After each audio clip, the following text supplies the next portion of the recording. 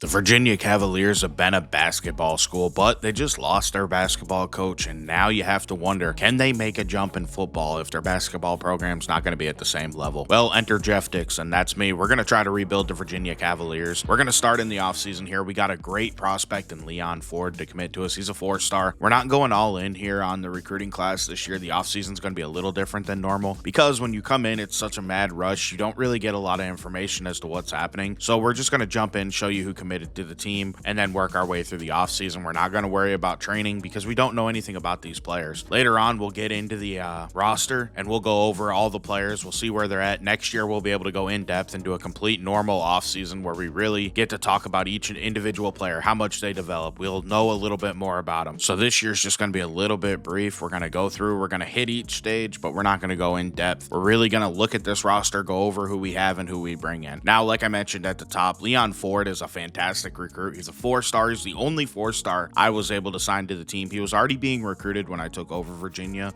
However, I was able to close the deal, get him to come in. He is an elite dev player, which is incredible.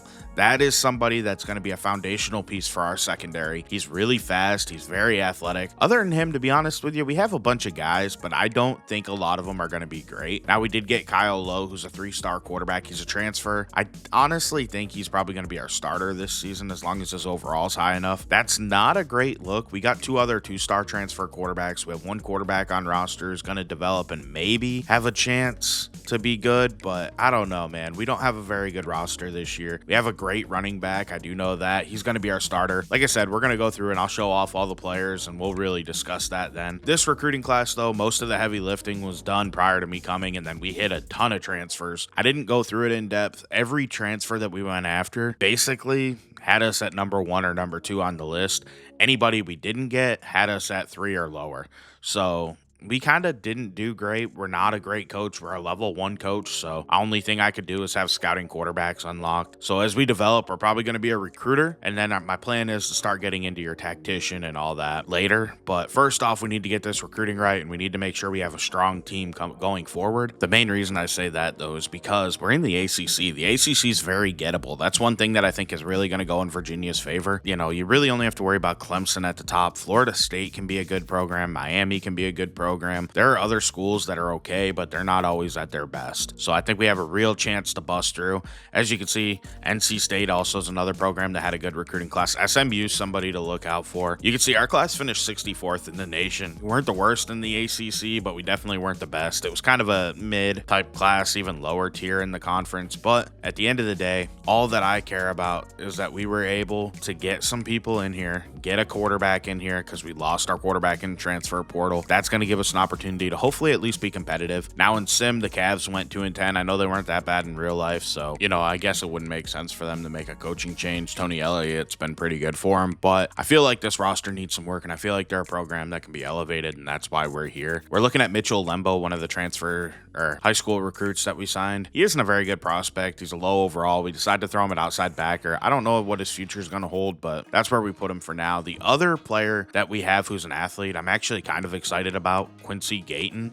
I think he's going to be a really good physical receiver. He has a good overall at a 67. Now we got to wait for them caps and see if his caps are any good. But he's somebody to look out for at 6'5", 200 pounds. I think he could be a real impact player for us going into the future. We're going to show the rest of the position changes in the background as we go. We just basically flip-flop some guys around, so I don't need to go in detail. Move the tackle into guard, move some linebackers around just to make us the best possible overall. But the other thing with this series that you need to know is I'm not going to go just 1 game per episode. The plan here is to try to do 3, 4, 2, whatever feels right per episode. Now, that may mean you may not see any highlights of a game. We might just jump to the end, show the box score, and move on if the game's not entertaining. Or if it's kind of boring early, we might jump in the second half. We might jump in the fourth quarter. I'm playing the entire game. I'm only going to show off, though, bits and pieces because I want this one to actually be able to move quickly. Our last Dynasty just didn't move quickly, and that was okay because I was intending for it to go the entire year. This one, we're in a pretty condensed time frame. So I want to be able to get through 5, 6, 7 years with Virginia if I can. And the only way to be able to do that and to hopefully win a national title is to condense games, not show as much detail in the games, and just try to move quicker and give you like the gist of what's happening and go from there. It's a style that I haven't really done before, and I need to see if I can make it work, and I'm going to learn with you guys. So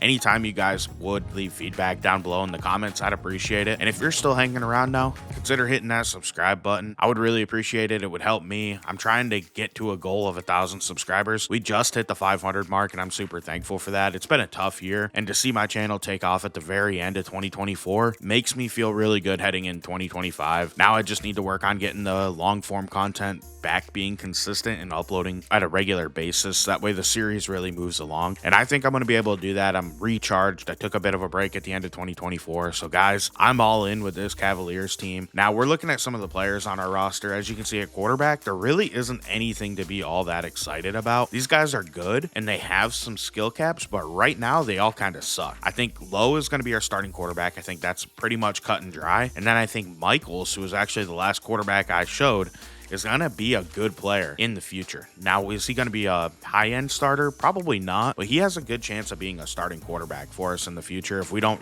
over-recruit and recruit past him. I don't know how it's going to work out, but what I can tell you is quarterback is a target in this first recruiting class because I just don't think we're good enough. Now, a position we're really good at this year is going to be halfback. Xavier Brown's a great player. He's a little bit more of a power back. He only has 90 speed, but he's an 88 overall back, and he's somebody we're going to have to depend upon. The problem is we don't have anybody for the future, so we're going to have to recruit running backs as well in order to be good enough heading into the future. Looking at receiver, we have a lot of young guys we brought in.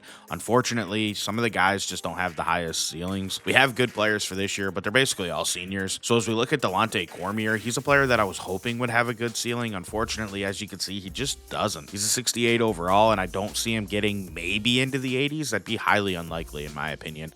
Then we're going to take a look at Isaac Brown. He's another guy that I had some hope for, but he just doesn't have a ceiling either. He might only make it to a 70 overall, 75 overall at best. That's really disappointing. Now, Gayton, I told you I was excited about him, and look at his skill caps. They suck as well. Best case scenario, he makes it to like a 78, 79 overall. He could maybe play in the slot for us, but simply put, that's not good enough. Now, Karsten Gay is a really good player, and he's somebody that I think will make an impact for us this year. The problem is, again, going into the future, we just don't have anything at tight end. And you're going to notice that's the problem. Our skill positions are weak, and we don't have a lot of guys with good skill caps to go forward, so we need to recruit in order to have a better team moving into the future. Now, on the defensive side of the ball, I will say I do think that we might have a few more players who are able to contribute, and they'll be around for a little while. A guy like Chase Morrison's already a 77 overall, and he has really good skill caps.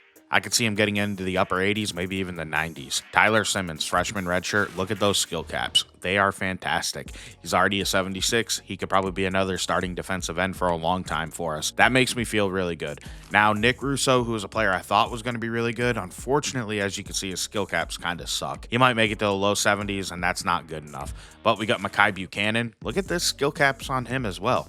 They're fantastic. So I feel pretty good. Anthony Britton, a little bit older, but I do think he's another player that'll make a big impact this season. Our linebacking core is going to need some work. I'm not going to lie about that. We have Cam Robinson right now, who's going to be a really good player. He is a junior, so there's a chance he could come back. However, at an 86 overall, I wouldn't be shocked if he decides to go pro and just moves on after this season. I really don't know how good we're going to be, honestly, and I wouldn't blame him if he did get a shot to go to the NFL. Why not? Now, starting to look at some of our DBs, we have some real problems here. At corner, we're simply not athletic enough, and I think that's going to hurt us throughout the season.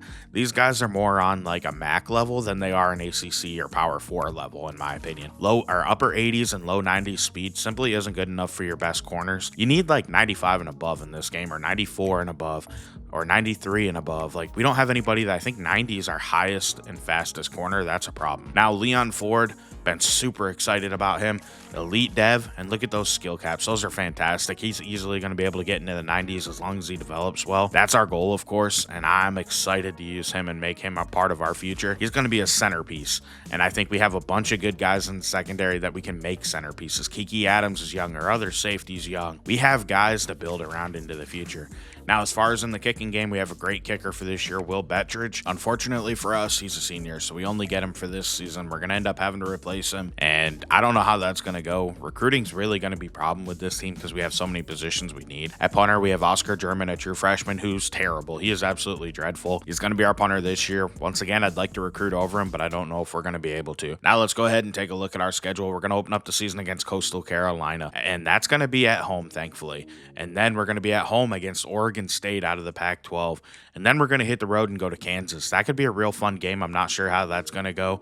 We end up with a bye week after that to kind of refresh, and then we start our ACC play with Louisville. That's going to be a tough game. They're a really good team, especially with their current head coach, Jeff Brom. I really respect what he does. And then we got to go to Duke. Duke could be a really good team with Manny Diaz. They've been very good. I don't know how good they are in this game, but they should still have Malik Murphy at quarterback, and he's a good player. Next up, we got to go to California and play Cal. That could be a tough matchup. I really don't know how good Cal is. They probably still have Mendoza, so that'll help them out. Then our next two games are at home, thankfully. We take on Wake Forest and we take on Stanford. Two games that I really think are winnable. And then we hit the road and we got to go back to the West Coast to Washington State and take on the other Pac-12 opponent. I'm not sure how that's going to work out for us. It could be a tough game, but then we got 3 games to finish up our ACC play. Florida State, North Carolina, Virginia Tech. Luckily, we only have to go to North Carolina, but we have some really tough teams here. Florida State and Virginia Tech are both ranked right now, and they're expected to be good. North Carolina could be a good team. I just don't know what to expect out of them, honestly, and that's how we end up our season. So in the next episode, we're going to get into our games. I'm really excited, and I can't wait to get this going. I hope y'all are excited for this Dynasty as well. Leave any feedback down below. I want to thank you for watching. I'm LDJ11. I hope you have a great day. I'll catch you in the next one.